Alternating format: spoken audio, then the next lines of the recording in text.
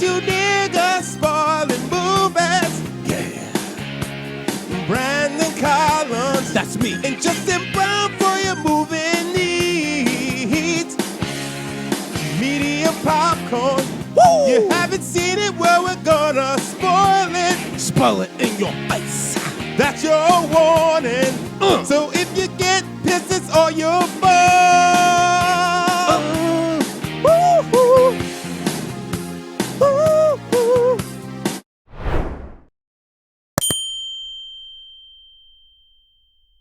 Okay. Guys, this is Medium Popcorn, niggas spoiling movies. That's right. That's right. I am Justin Brown. And I am Eddie Collins. And we are reviewing Teenage Mutant Ninja Turtles Mutant Mayhem. Fuck yeah. And I gotta say one thing. These niggas was not playing games when they were fighting. After the first fight, they were like, wait a second, we can actually whoop ass. Yeah. They're like, we're good at this. They went ham on niggas. Yo, the reason why I play that is like, obviously, like, can never go wrong with Blackstreet.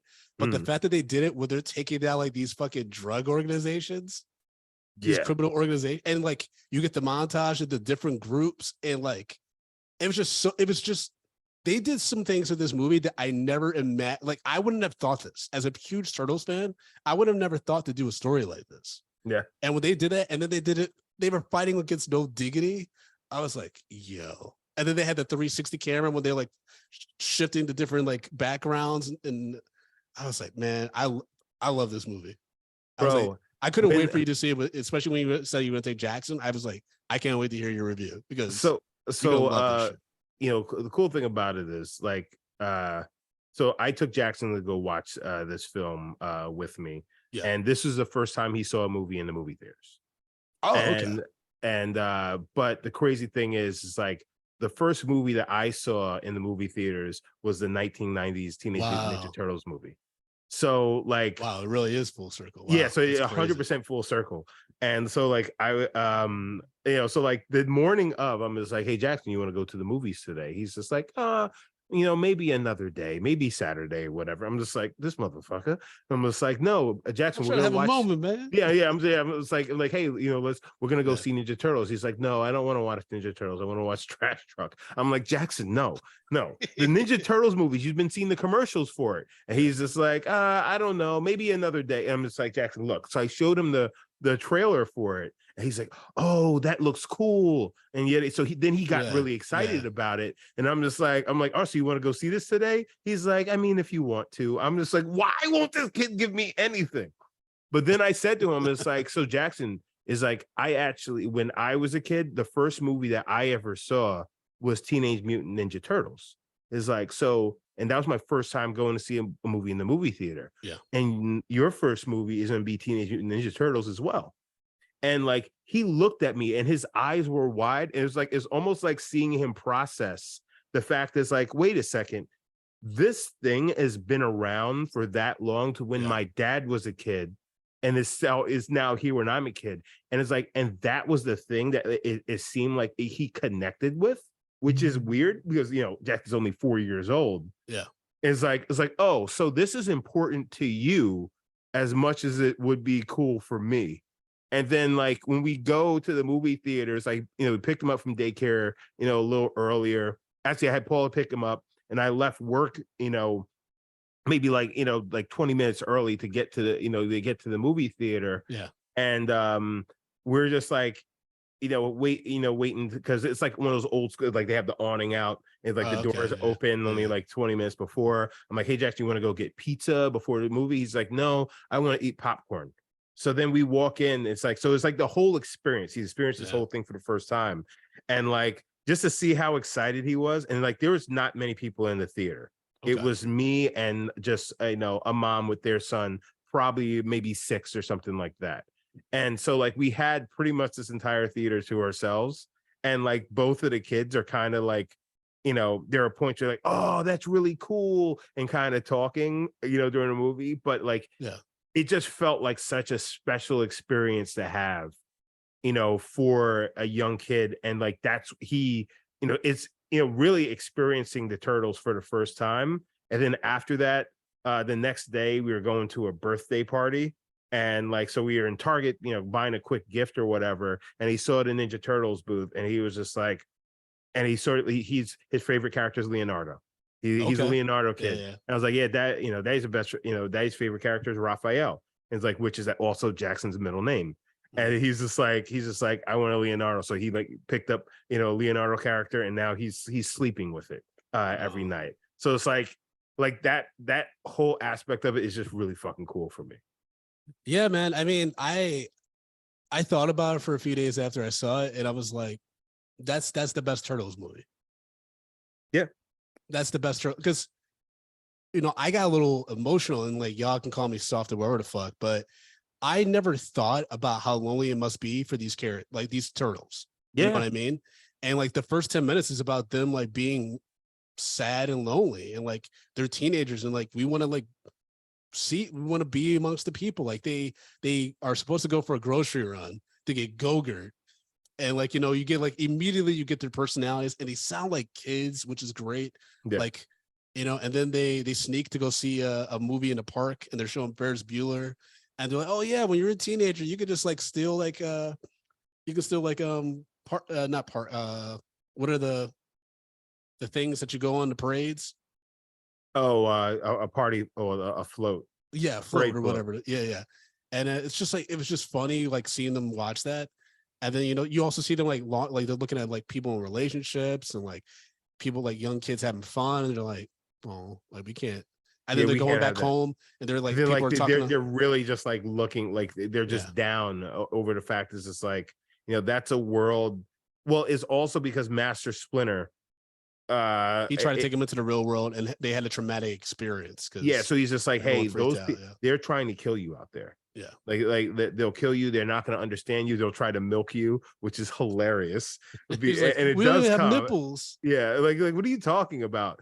Which also is like the milking, just the term milking. I was like, yeah. I mean, also they had to put that up their butts, right? Or they were taking or they were taking their turtle milk, if you know what I mean. Oh God. Okay. Hooking up to the dicks. Actually, no, I wasn't trying to think too much about it. No, they were stealing their blood, most likely. Yeah. But yeah, and then like they're walking under the subway, and people are like chatting and stuff, and they're like hiding under, and it's just like, oh, like, I never thought about that, like, because they're always like, they've always been played so adult like, even though they're supposed to be teenagers, that you just never considered that. And then so to hear like, Michelangelo and Donatello especially sound really young. Yeah. Right. Raphael was fucking crazy in this. Missing that one tooth. And then I love violence. Because I love that they kept that out of the trailer. That like after he does like I dream about fighting every night. And in the trailer they have like Donatello's like, so you got a rage problem. And then Michelangelo was like, oh snap. This nigga slips and falls and immediately fucks up everything. Gets his sigh into Donatello's leg and shit. Yeah.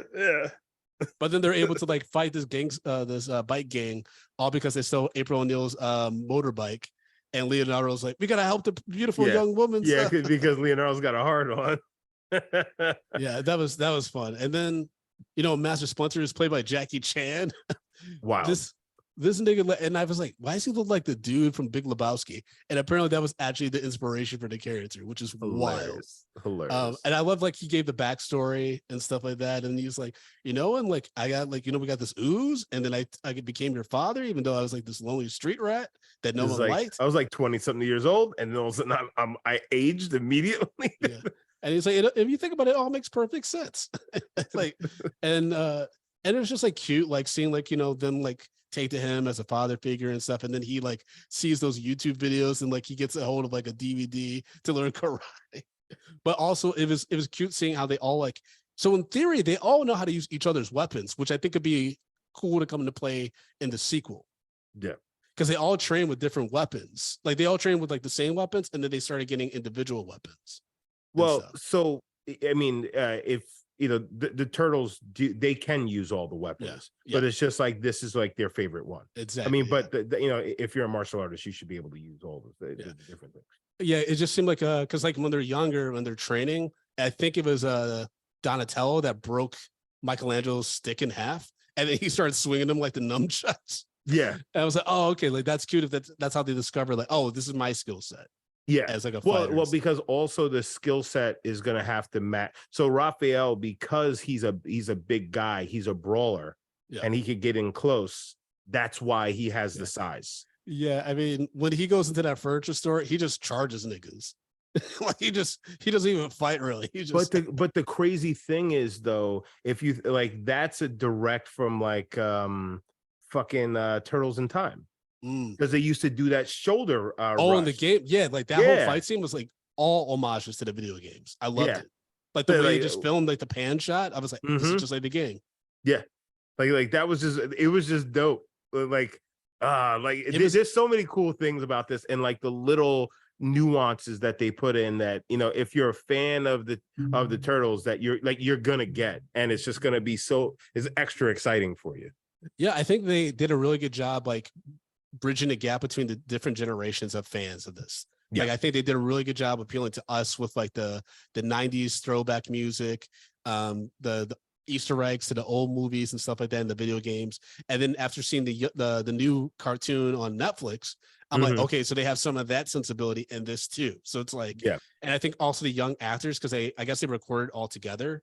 I think that helped a lot too, keeping it like authentically young still. Yeah, because you know it was written by like Evan Goldberg, Seth Rogen, and like Jeff Rowe, who also did Mitchell's versus Machines. Which when I saw his name attached, I was like, I think we're going to be in good hands, because Mitchell's versus the Machines is fantastic. If you haven't seen it, folks, it's on Netflix. It's one of the best animated movies I'd say the past 10 years. And like I was like, okay, this should be good. I mean, we open with like, we don't even get to the Turtles, I would say, until maybe 7 minutes in, because we have the whole backstory with Baxter Stockman, which is interesting that they didn't make him the Superfly, that's a whole separate character. Yeah. Which I was like, oh, so you just got Giancarlo Esposito just for this quick thing? Okay, cool. Well, also Baxter Stockman is dead. Yeah, that was wild. I didn't expect that to happen. Yeah. And then the Superfly was fucking people up because he's a mutant. Like he's already mutated and shit. Yeah. I think they did a really good job setting up the Superfly's motive real early. Because you're like, okay, so he's trying to avenge his father, quote unquote, right? And like, you know, make a home for the mutants, and because they're all like thought of as freaks and stuff like that. And so it gave the emotional arc to what the Turtles wanted. I was like, okay, I see where this is going. It's very predictable, but at the same time, the voice acting and the animation made it appealing. Like, I don't think it needed to be deeper than it was, because like I said, for me as a longtime fan, I never considered just, again, how lonely they would be. Yeah. So when they encounter April, like it made perfect sense as to why they'd be eager to work with her, and then like start doing like, you know, try to be heroes, so then people would like them. Well, and I guess it's also because they are zeroing in on the fact that they are teenagers, and you know they're so young, and they're playing off of that aspect because they're supposed to be like 15 years old.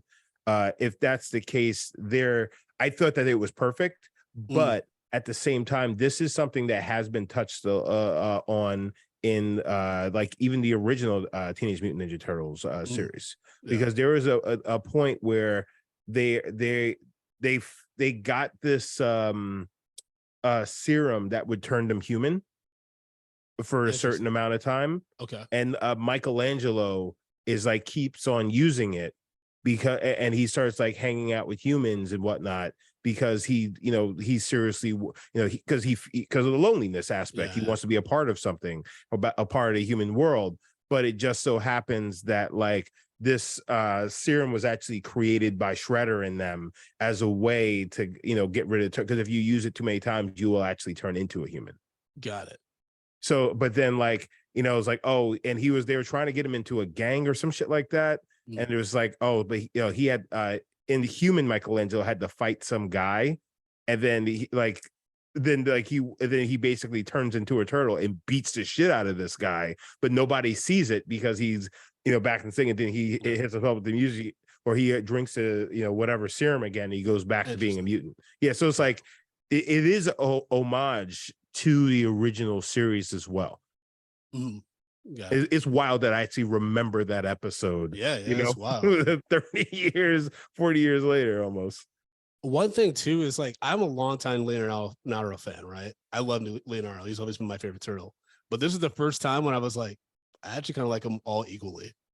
Like this actually gave Donatello like some good character beats and stuff like that. Like I was like, wow, like this, like when they're all getting milked and Donatello's like sad, and then like they're like, we'll sing Butter for you, man. And then they try to sing that BTS song, and he's like, you don't even know the words. You don't even know the words. Like, he just like, I give up. But yeah, man, I love the animation too, because the animation was like, it was interesting because it felt kind of like rough in a way. Yeah. Like it was like smooth, it was like very urban, but also there's like some rough edges and shit. And well, like, you know what it is? I think what they were playing off of was for one, the grittiness of New York. Yes, yeah. And then also the grittiness of the first Turtles comic books and things like that. Oh, because they were all in black and white. You didn't, you know, the color and everything like that was added later on when the cartoon came out. So and the Turtles were actually extremely dark, because I believe in the first Ninja Turtles, like in the Turtles movie, that when they fight Shredder, it happens on a roof in the comics, and that's the first issue of the Teenage Mutant Ninja Turtles. But the way that ends is like they're fighting Shredder, and Shredder ain't no bitch, and he's whooping that ass. And then they're just like, "Hey guys, we're ninjas. Revert to the shadows." And then they jump into the shadows, and then they just throw a ton of ninja stars out, and they cut that nigga down. Oh shit! Okay. Yeah, it gives. They play no games with him. I mean, I spoiler everybody. That's what we do on this show. When they do the teaser Shredder, which I knew was coming, right? Of course. The fact that they're in high school still, dude, they could do some really cool visual shit with Shredder going to that school and fucking shit up to try to get. Yeah. Well, and then it's just like, then they, you know, I have a feeling it was gonna be like, oh yeah, you got your cake, and now you're a part of, you know, all of this, you know, going on, like this world. But then you realize that who you are makes you dangerous for the world, so you can't be a part of it in the way that you want to, because now you're a target and you're putting everybody around you at risk. And so then they're gonna have to deal with that, and then I'm guessing have to become heroes due to the fact it's just like, you know, we're gonna have to learn to sacrifice. Which is, you know, another just like really cool take on it. But you know, we don't know that's how the script's gonna go. But that's my take of what they should do. Yeah, it could be interesting. I mean, according to UVR producers' research, Shredder was originally in the film, but was written out because writer Jeff Rowe wanted the film's villain to be a mutant that shared empathy with the Turtles and who could easily tempt or corrupt them. And that's obviously played by Ice Cube, crazy ass Tucker Cube over here, who played the voice of Superfly. Fucking Hotep Cube. But I mean, it's annoying though, because he was funny in that role, especially with the one mutant that was singing the he's like, stop with that shit. The fucking Stingray dude, I forgot which what was that movie? That was Post Malone. What was that guy's fucking name? I forgot what the characters, the creature. Yeah, that's what I'm looking. That's what I'm looking for. Yo, that shit was so wild. I was like, oh wait, they're getting weird, and they also went really gross too, which I thought was funny. Like, and shout out to Ao Adirbi. I butchered her name, but she's on The Bear. She's gonna be in that movie Bottoms coming up soon. She was a voice in Spider-Verse. She's been killing it, man. And she's also on Big Mouth. She fucking killed it as April O'Neil. Like, so funny, so charming. And then the whole, like, they call the lockers, and they called her Puke Girl. And they're like, why they call you Puke Girl? And then they had the flashback of why she's not on camera.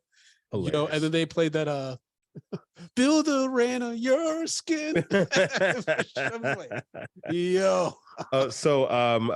Post Malone played Ray Fillet. Okay. Yeah, Ray Fillet. That was that character. Weird... I had that character. I had the toy for that. I had the character. I had the toy for villains, pretty much most of these characters. Yeah. So like, then the other part of it is what I'm seeing is like, if the Turtles are going to school, but the rest of the mutants aren't. So is that what? Is that why is that how they become villains? Because then Shredder turns them. It's like there's gonna be a lot of interesting stuff. Yeah, it was interesting seeing Bebop and Rocksteady be like kind of allies towards the end, because then you're like, okay, is there a villainous turn, or what happens there? By the way, the Superfly entrance when they're doing the exchange, and they blast that boombox with a fucking Silk Sonic. Yeah. He comes. I was like, man, they just knew what they wanted to do. Like they clearly had a vision, and they're just like, we're just gonna do this and hope that people like it. Like, yeah, what? But that's the thing is like this really felt like a passion piece because like you have to love this property to do this in the way that they did it. Yes, and like absolutely. I really felt it, and like that's why I love it. I loved it so much because like I felt like the writer also shared the passion I have for these. Yes, well, yeah, the writers. Sorry, they share the same passion that I have for this property. For well, it's funny because like I was talking to Paula, and after watching them, I was like, I was thinking, because I'm turning 40 next year. And I'm thinking, it's like, you know what? Like, I want to have like a themed birthday party. And I was like, I may have a Teenage Mutant Ninja Turtles birthday party because I had one of those. The Turtles turned 40. Oh, nice. Yeah, so it's the 40th anniversary of the Turtles, as well as me at the same time. I was like, that'd be awesome. She's like, well, why would you do that? So what are people going to become dressed as? Like, you become dressed as the Turtle, you can wear a mask, you could be any April character. O'Neil. Yeah, like you could be anybody. But it's just like, yeah, okay, for the kids. I'm like, no, this is an adult party. And it's like, we're gonna have a drink. It'll be fucking green. It'll be the ooze drink. Like, let's fucking go. No double spring vodka in that motherfucker, please. You fucking psycho.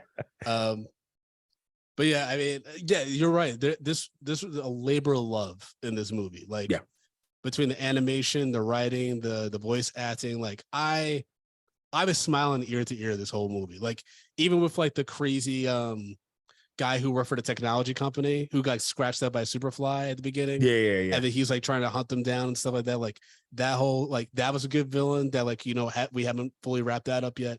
And then at first I thought they were like, wait, is that supposed to be Shredder? Oh, okay. I didn't think that.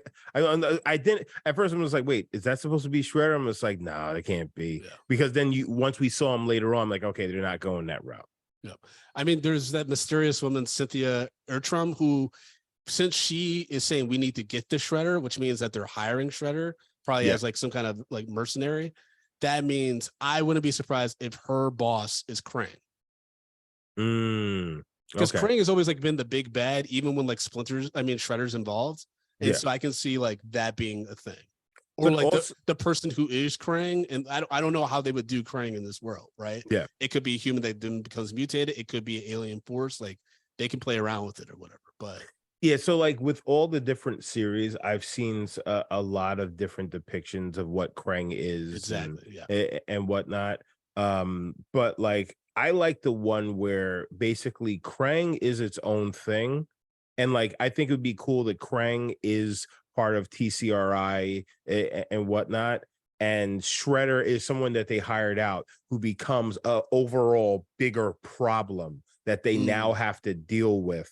And like Shreddering, like Krang is a villain. Shredder in the foot is a whole nother villain. Sometime like they were working together, but then it's just like they're also fighting against each other. And so it's a power vacuum that the Turtles are caught in the middle of. I love that aspect, and I hope that they kind of keep that, because that it does add a whole nother level to it and a level of danger for the Turtles that they have to deal with. Yeah, I mean, it's interesting. Like they can go. I mean, I know they're making a spin-off series and then a sequel, so they have a few things in play, which makes sense because you want to continue the story. You could do little fun, things like that building up to the sequel, which I think is smart, especially if they keep with this animation style and the comedy sensibility. I think there's a lot of there's a lot of ways that you can keep everything intertwined. Yeah. In different mediums and be successful. I think, especially like continue to hook that young crowd and keep their interest while then you build up for the next cinematic adventure and stuff, right? Honestly, so it's funny because I didn't know about the series, but I was hoping that they did make a series, because I was like, this iteration of the Turtles, the way that they built it, I think is actually going to be really good and really fun for kids. Yeah. And I would love they're in to clubs see now. They're in high school clubs. Like Donatello's in the computer club, Raphael's in wrestling. Yeah. Michelangelo does the improv class. What did he say? Like, we don't have Nikes, but we have crikeys. Yeah, Like because he's an Australian guy. Like the other person improv with him is just like, sure, you're Australian. Yeah, Like, like that's okay. wild. And Leonardo is working with the Helping with news April. thing. Yeah, with April. But He's like, so horny. He's yeah, he so is. horny. But like, I think like if they go with the series and then like they have these movies which are like events, big over events, which like some of the other series did, which like the movie that we did, which I thought was cool. I started watching a little bit of the series, but like I wasn't really into the series that much because the characterization of the turtles was a little bit weird for me. Yeah. Because like Leonardo is just like the biggest asshole on the face of the earth. Yeah, I really don't like the way Ben Schwartz plays him. It's very like I've said in our review, I really don't like the voice acting on that. Yeah, so like with this and like what I would love to see is like them trying to expand their martial arts. And then they get caught up with Shredder and they get better at martial arts, but then they unknowingly join the Foot. So like if they keep the teenage aspect of it and they unknowingly join the Foot, it's just like that could be a really cool movie. And then like one turtle doesn't want to go, Leonardo or whoever. So like because there's so like I said, so many iterations of the turtle, and like if you read some of the comics, like there are some really really dope gritty shit that like if you bring in the aspects of these guys are also very innocent and kind of clean slate where they can be taken advantage of. I think like there's room some really fucking cool stuff, really cool shit. Yeah, and it's also like there's like a lot of opportunity to continue building the characters. Like in this movie, it's Mondo Gecko played by Paul Rudd who skateboards and not Michelangelo yet. But at the end, he's teaching Michelangelo how to skateboard. So it's like, oh, these little things, what I mean? That like haven't the characters aren't fully developed into the iterations we know of them because they're still growing, right? And so like there's a lot of potential there. And I think there's a lot. I think it could be really heartbreaking if like the mutants do turn against them, right? Because all these mutants that we see in the movie are villains in the past, right? And so how's that work? Because then you have to fight all these mutants and Shredder. Like that's an ass whooping. Yeah, you know what I mean. Well, I think is also cool because like there is no Splinter and Shredder connection, so like they're not going to see Shredder coming. So so like that, and that's why I think is like, oh, Shredder's going to teach everybody martial arts because maybe Splinter is busy being in love with the vomiting thing, and then. Was that? What if you did like a Terry Silver kind of thing? To your point about teaching, like, what if Shredder goes into the school and human, like without the costume, infiltrates it, and he like turns the turtles against each other or some shit? That's what I'm saying. Yeah, that'd be cool. That'd be cool. Yeah, but that was a comic thing that's called City Fall. Okay. Where fucking Shredder and like has this like psychedelic kind of chick who basically they capture Leonardo and then they fucking infiltrate his brain and they basically turn him into a villain. And then Leonardo becomes the Shredder's right-hand man. And then the turtles basically have to go free Leonardo and then break him out of the psychic hold. And then they actually do that. And then they leave New York and they go to April's farm, and they're trying to rehabilitate him and get his mind right because his mind is fucking scrambled. But when that happened, Shredder and Leonardo took over the entire city. Damn. Yeah, they took over, like the Foot just took over the entire city. So then like they literally had the because Leonardo became fucking a monster. Yeah, and also, in the 90s, Teenage Mutant Ninja Turtles 2 didn't have weapons because that was thought to be too violent. Kudos on showing Leo fighting with his swords and not slitting anybody's throat. Like, you know what I mean? Like, even though he was. Yeah, he definitely could have killed some people. Yeah, you know what I mean? They were fighting with their weapons, but they weren't, they were knocking people's teeth out and shit, but they weren't killing anybody. Yo, when that dude runs to the door and he turns around and Raphael's flying through the air with a flying elbow and a smile on his face. That was fucking hilarious. I mean, that was like in April O'Neil's notebook.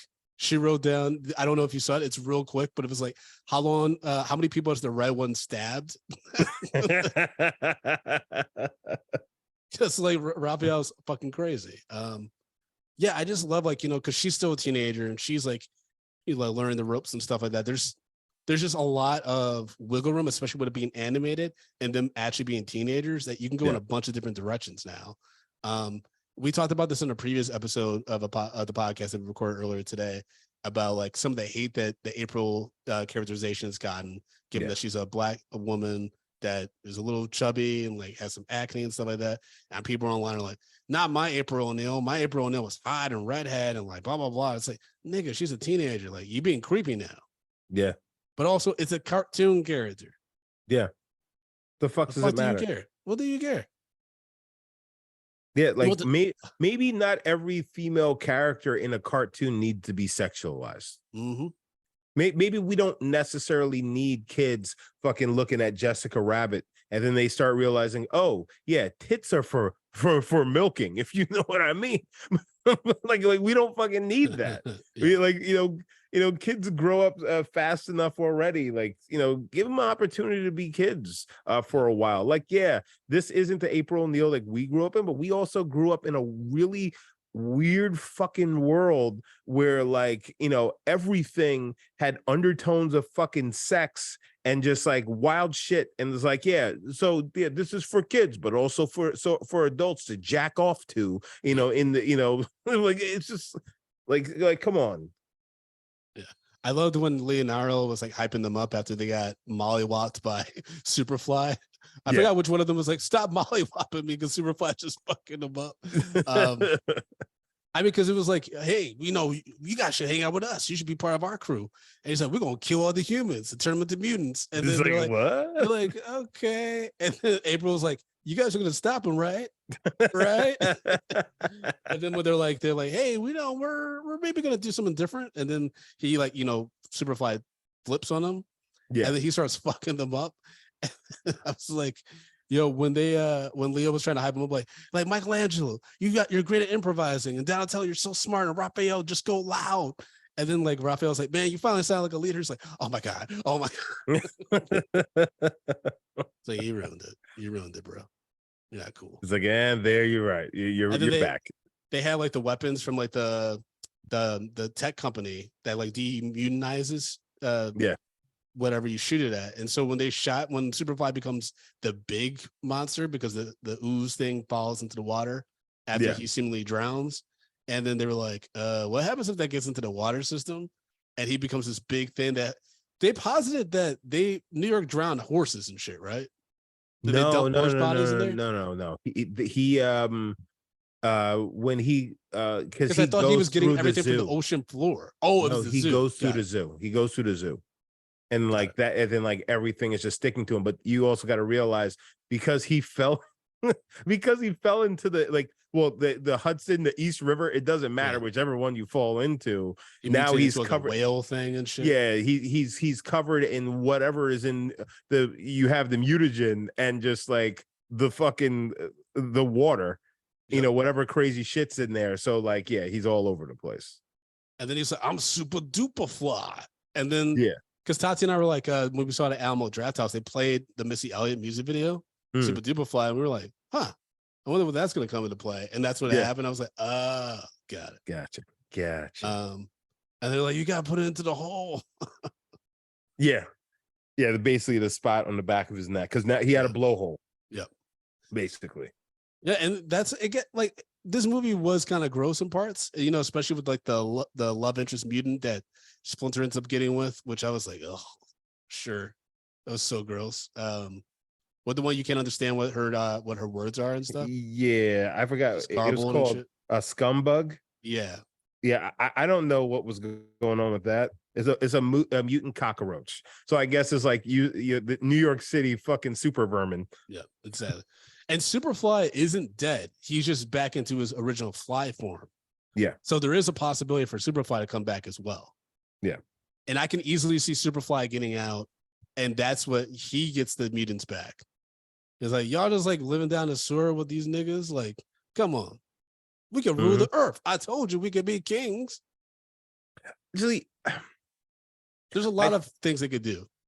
I think what they may do is that we're going to start seeing like the humans. I think that we will get a Baxter Stockman-esque character where like TCRI are trying to get humans that are mixed with the with the ooze and an animal, like the cross between the two, because then they're easier to control. So they have like human sensibilities. Yeah, like a Island of Dr. Moreau kind of thing. Yes. That movie's fucking creepy. Okay. Yeah, I mean, this movie's under 2 hours. It really does a good job like telling a fun story that I think is multi-generational if you're a fan of the property, or like even if you're just a little bit familiar with it. The music, the soundtrack was banging. Also, shout out to Trent Reznor and Atticus Ross who did the score, because I'm like, man, this score is kind of dope. Like, who did this? And then I saw their credits at the end. I was like, of course they did. These guys are just like, hey, man, we started working together as a social network. Let's just keep making really dope music for these movies. Doesn't matter what medium it is. You know what I mean? It's like, it's very impressive, because I was like, this is especially like, you know, at the beginning, like when like the turtles are going home and like, it's like melancholy, but also like kind of, you know, it's like retro. And it's just, I thought it was like, this is making me feel some shit. Yeah. You know, especially like when you see that shot with Michelangelo looking out the city through the sewer, and he's like, you know, he just got this sad look on his face with a little bit of a smile, like a hopeful smile. And I'm like, oh, yeah. I mean, like for a Turtles movie, it really had a lot of heart.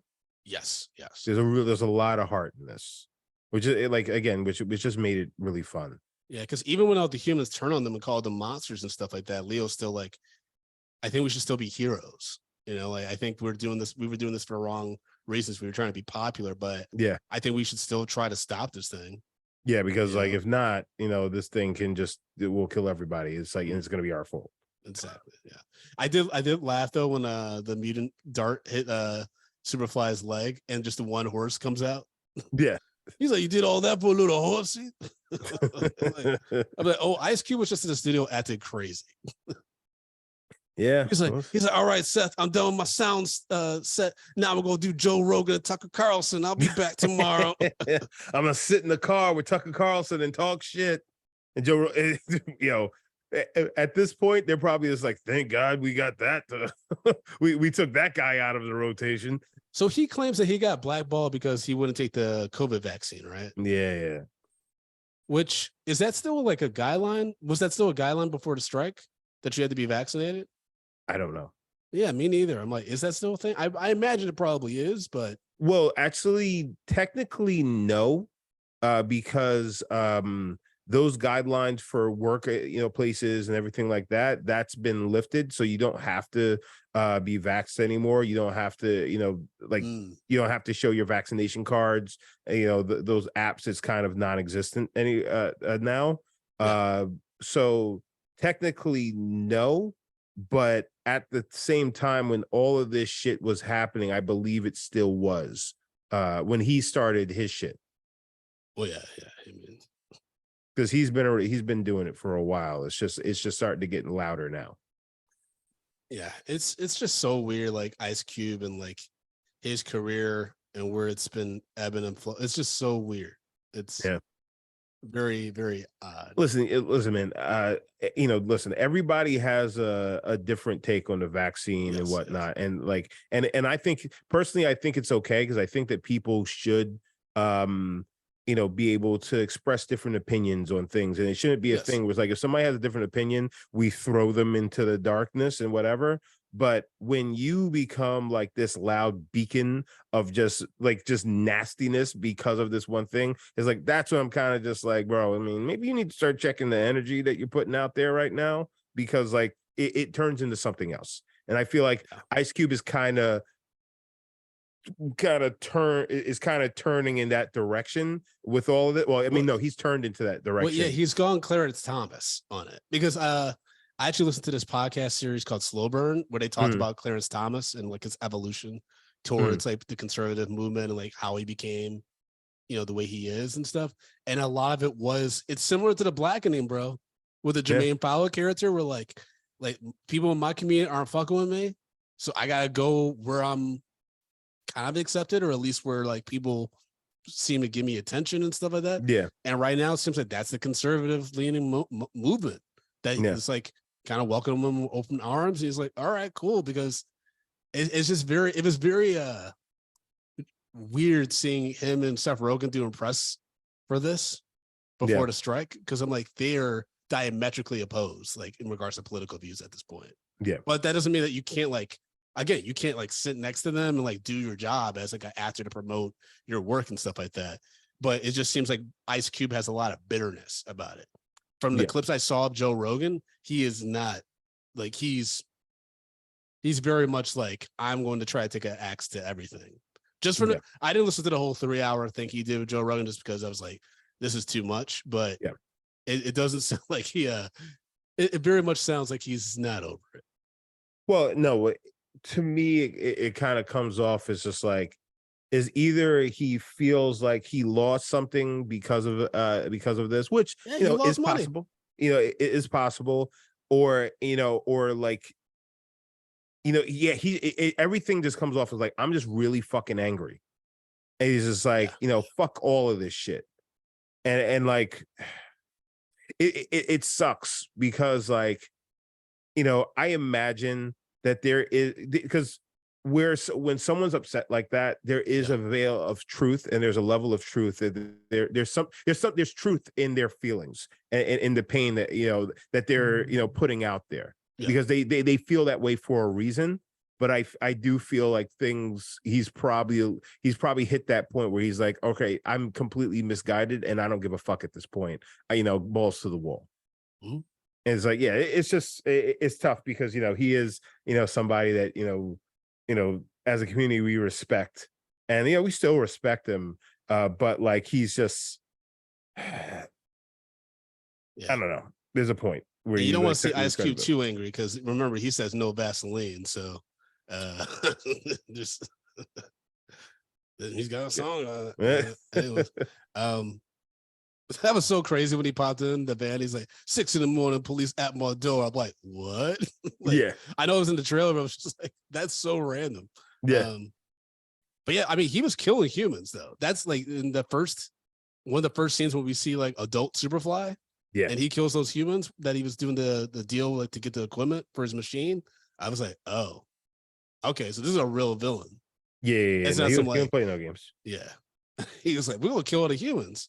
We cool with that, right, guys? And all the humans are like, do we have to? Which, I mean, it would be. I mean, Splinter never had like a conversation about that philosophy, but like, given like his experience with humans, I would have been curious to know what Splinter's thought would have been on that plan. Because Splinter just goes to the lab to save his sons. Yeah, he doesn't really like care to stop Superfly until the kids are like, we got to stop this guy. Yeah. Right. So I don't know. I'm curious to know if Splinter would have been like, let him do it. Well, no, because like the fact that April came to help, to give him he was just like, all right, so maybe not all the humans are bad. It's like you would have got milked if it wasn't for this human person. Yeah. The milking thing is so weird. He's like, did they milk you? It pays off too. Yeah, he asked them, did they milk you? And they're like, It's like, hey, you got milk? You didn't listen to me and listen to you getting milked. I did. I was like, oh, like when he's like, I know you guys have been sneaking up to the human world, so I brought the human world to you, and like he tried to do like a little New York party. I was like, and he had the Chris's, he had the cuts out of the Chris's. He was like, I was like, oh, look at this Chris Pine. These are beautiful eyes. You know, it's funny because as I was watching the movie, I'm just like, who the fuck's voice is that? It was like, whose voice? It was like, I was Jackie Chan. I'm like, oh my God, he sounds crazy. Like, that's why it sounds so crazy. He's but also, why What's up, my nigga? Imagine if you said that Superfly. Why is Jackie Chan's voice, so Chinese, considering the fact is like he's a New York City rat? So I guess he's a New York City rat. Because he imported from Chinatown? China. Yeah, he imported from China, maybe, or something like that. No, I guess probably from Chinatown. Yeah. Yeah, so okay. Suspend belief, baby. It's an animated movie. Yeah, it was just very weird. I was just like, whose voice? Like, why? Like, what's going on here? Yeah, but I mean, yeah, it was dope seeing them like build up their skill set as ninjas, and then like again, like that whole like we're going to attack these different like crime organizations. That scene was awesome. Yeah, that's my favorite scene in the movie. Brandon, so imagine that you are part of the criminal underbelly, right? Yeah. You're doing so you're stealing shit, you're fucking people up, you're doing all the bad villainous shit. And all of a sudden you hanging out in your villain headquarters, door flies open, and you see fucking 4 fucking turtles standing there with fucking ninja weapons. I am losing my shit and putting my hands up and vowing to never do a bad thing ever in my life ever again. That must be fucking terrifying. Well, I'm not fighting that. Well, the heads of the orgs already know about Superfly, right? Yeah, yes. Or have they not met him? It seems like a lot of them haven't met him, because anybody who works with him, he kills them. Yeah, true. Yeah. But yeah, when they all kicking in the doors, I'd be like, yeah, that must be fucking terrifying. Like, wait, what? And then all of a sudden, and then they just bowl through you. Like, yeah, they were wrecking shop. Yeah, that was the thing too. They were like, they weren't killing people, but they were fucking people up like Batman. Like, you ain't gonna walk anytime soon. Now, mind you, I mean, well, also like the cool thing about this movie is they're also kind of scaling strength and power for the turtles, because they're 15 years old, and like literally, I think it was Raphael just picks up a truck and turns it over. That van, and then which I imagine is going to be like the turtle van or whatever, but like he picks up a fucking car, and like a van, and like turns it over. Like, all right, we're going to sit and drive this thing.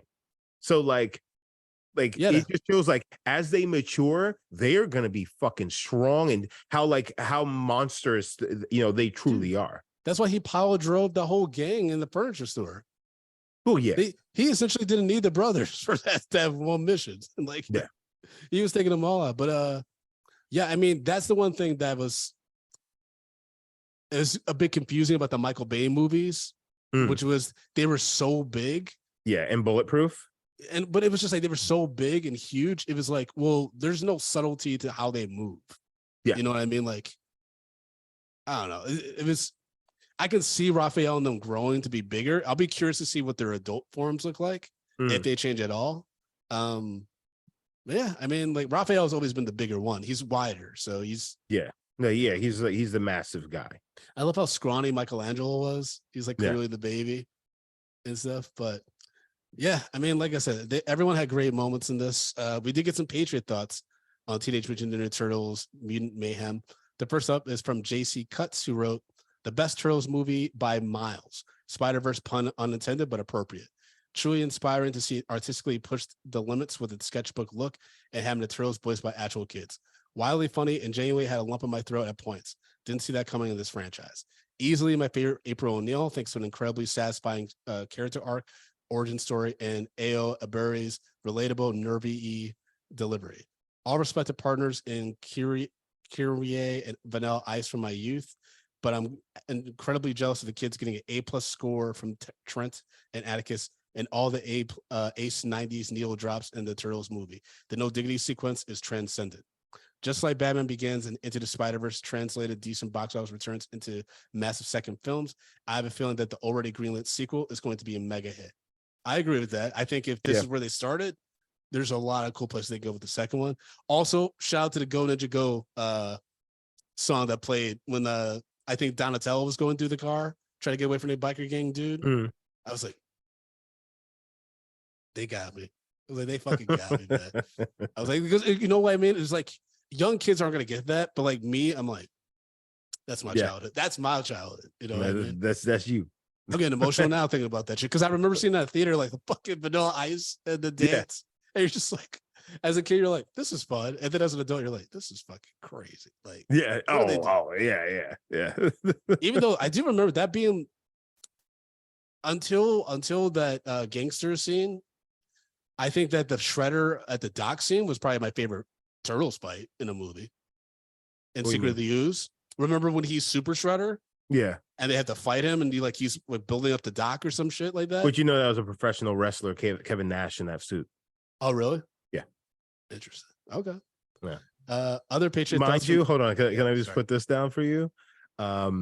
When Secret of the Ooze came out, I forgot what year that was, but like Turtle Craze, right? Was it 92? I think so. So if that's 92, I was 8 years old. 91, actually. Okay, 91. so all right, so that I was 7. It's probably when I was 8 because it was already on VHS and things because we had the movie, and like we watched that shit until it fucking burnt out. But like we had, you remember the Go Ninja, the dance. Yeah. Oh. Yep. Had that shit. I probably still know that fucking thing. On top of that, like all of the fighting moves in the movie, like when they were fighting inside the toy shop, stuff like that, we did all of that. We were going with the scene for scene. We were doing everything, like every fucking thing. I remember it got bad once. We're at the nightclub scene where the guy, Donatello, they're whooping ass, and like the guy catches Donatello's leg, and then Donatello kicks him with the other with the leg that with the opposite leg, whatever, spins, kicks, whatever. My cousin caught my leg, and just instinctually, I just did it, and it was like, yes, I kicked the shit out of that kid, and he was crying, But that was a different time. But go ahead. Like, Auntie! Yeah, pretty much. John Stark wrote, this version of Turtles felt fresh. Heavy emphasis on the teenage part of the TMT, but it came across as fun and entertaining rather than annoying. Definitely will watch it again. Blue Jay wrote, I had a blast with this movie. The kids voicing the Turtles had great chemistry, and Ice Cube really steals the show for me. I really love the coming of age teen comedy feel, and the soundtrack for this movie is incredible. Aaron Hicks wrote, movie was dope. Interested how they'll do Shredder this time with Rocksteady and Bebop being kind of the good guys this time. I mean, dude, if they wanted to, they showed Ferris Bueller at the beginning, the beginning. They could do an old throwback to the 80s, like kind of romantic comedy shit, just with Turtles. Yeah. They really could, because again, we don't know how old Shredder is in this. Imagine Shredder's like an 18-year-old. That would be wild. And I'm just saying, you could do a lot of fun things with the sequel, especially since it's animated and they're actual kids. Now, I don't know what that means for voice acting, because some of these niggas are going to be like in their 20s by the time they get to the second one.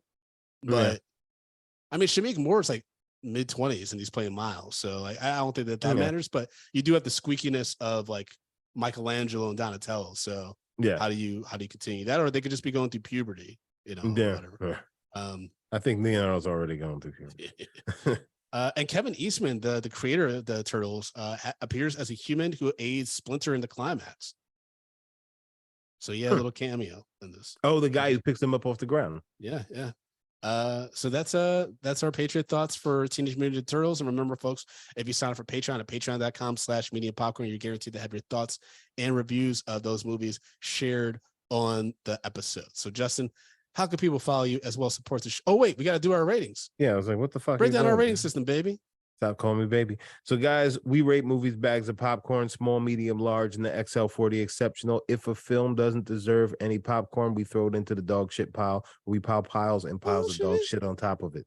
So, Brandon, we sat down, we watched the 2023 film Teenage Mutant Ninja Turtles, Mutant Mayhem, and this guy is starring voice actors Micaiah Abbey, Shimon Brown Jr., Hannibal Buress, Rose Bryan, Nicholas Cantu, John Cena, Jackie Chan, Ice Cube, Post Malone, Seth Rogen, Maya Rudolph, Paul Rudd, Juan Carlos Esposito. There's a lot of people in this film. But what say you, sir? Yeah, this goes to XL. This right behind Across the Spider-Verse, my second favorite animated movie of the year. And it's definitely in my top 5 of the year. This is a lot of fun. And again, I was smiling ear to ear when I wasn't getting a little bit emotional, which surprised the fuck out of me. Because I've always loved the Turtle movies, and I've always been able to find like a silver lining in each one of the movies, even the ones I didn't like. This one, I loved everything. There's some things I would have done differently, but at the end of the day, I'm like, no, because they still have to appeal to the younger kids, and you have to have a good balance. And I was happy with it. I was very, very happy with it. Yeah. What about you, Justin? Man, I'm giving this a triple XL. Whoa, bro. Bang, bang, bang, bang, bang. I mean, just not only just the fact that like I love this property, and it's been like, a huge, just like, listen, I see a new Ninja Turtles fucking thing pop up on Netflix or whatever. I watch them. I want to just check it out and see what's going on with them, because like the Turtles was like the first thing that I was a part of as a kid. Yeah. But then also the full circleness of that, to actually share that first movie experience with my son. It was just us, and it was like, we're gonna do it together, and he's just like 4 years Even old. though you had to like coerce him into doing it. A little bit. Mind trick him a little bit. It was just like, I beyond, and even beyond that, I just felt the movie was great. It gave me everything that I wanted and more. And things that I didn't even know that I wanted or needed out of these characters. I think that this is like, literally, if you're a fan of the Teenage Mutant Ninja Turtles, this is almost a perfect movie. It's almost a perfect fucking movie.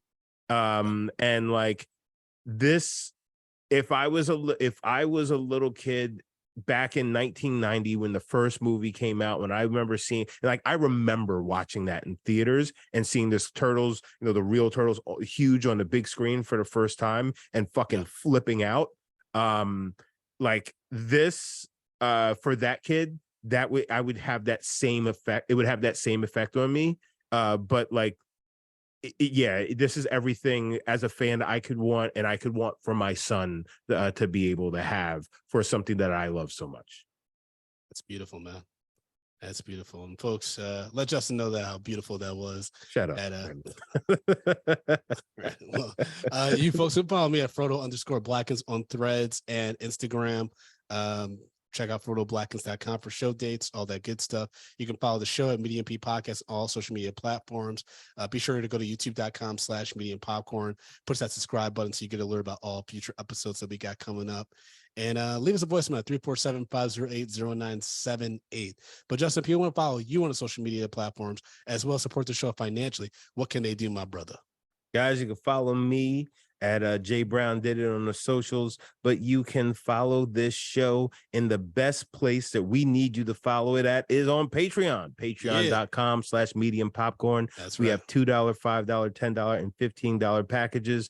Guys, Patreon is where you need to be, because not only do you get bonus episodes, you're going to get our entire backlogs. You're going to get the rant, what am I watching, Tati's take. So there's a lot of mini stuff happening on there, and just a lot of fun conversations and everything on our message board. So again, that is patreon.com/medium popcorn. And please, if you love the Ninja Turtles as much as I do, if it makes you happy on the inside and out, you need to leave us a voicemail, 347-508-0978. And also just continue to support this movie, because like, for me, this is just such an awesome film. And like, the budget was $70 million. Box office pulled 60 million. I think we could do better than that, guys. It's making some money. I don't think it's going to be a huge hit, but I think it will hopefully obviously make back its budget and a little bit, some to justify the project. I mean, the sequel's already greenlit, but with the strike and everything, things could change. So I agree. Please go see this movie, support it, and take your family. Like, it's a lot of fun. Yes, it's boy centric, but my wife enjoyed it. Like, and there's a lot of females in the audience, and they also enjoy it as well. Yeah. All right. Well, that's our episode, y'all. Stick it up, put it down. Everybody get around. We'll talk to y'all soon. Peace. Peace.